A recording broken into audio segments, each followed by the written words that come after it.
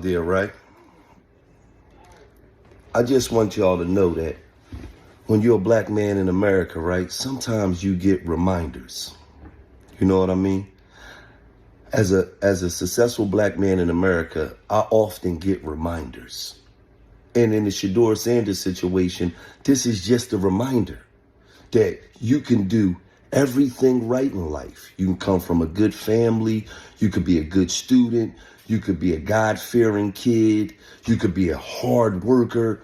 You could beat the odds. Your dad could be a Hall of Fame player and you can beat the odds because not too many Hall of Fame players have good kids.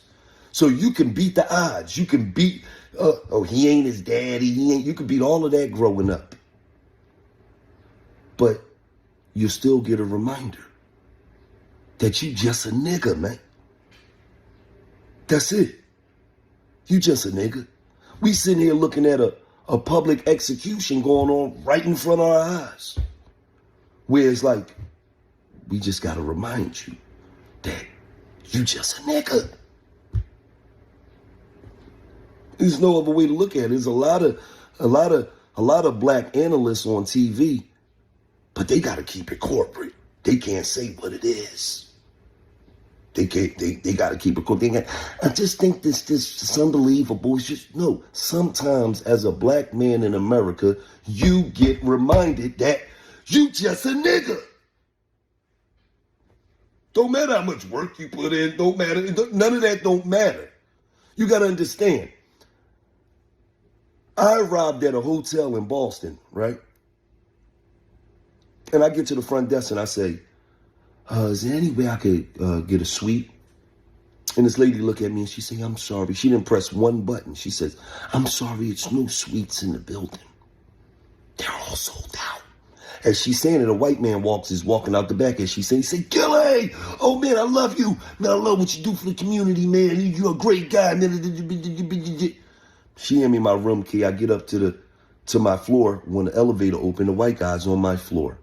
And he says, Gillie, I don't know why she told you there's no suites available. Every suite in the building is open, Gillie. Come back downstairs, man. We're going to put you in a suite. But it was just a reminder that you just a nigga. That lady looked at me and said, there's no suites. Before I make this hotel thousands of dollars, I would rather your black ass not be in a suite. So in life, you get reminded sometimes that you just a nigga. No matter how much work you put in, how much good you do, no, you're just a nigga. Shedeur Sanders is not blameless here. Primetime Deion Sanders is not blameless here.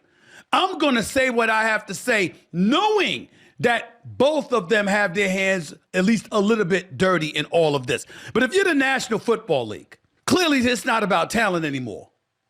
It's about something else. And I'm going to tell you, I spent a large amount of the last 24 hours thinking about nothing more than I was thinking about collusion.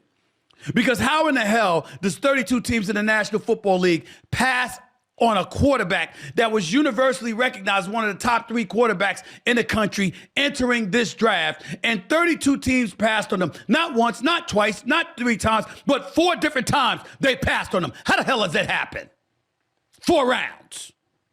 It doesn't happen to a quarterback. We've never seen anything like this before.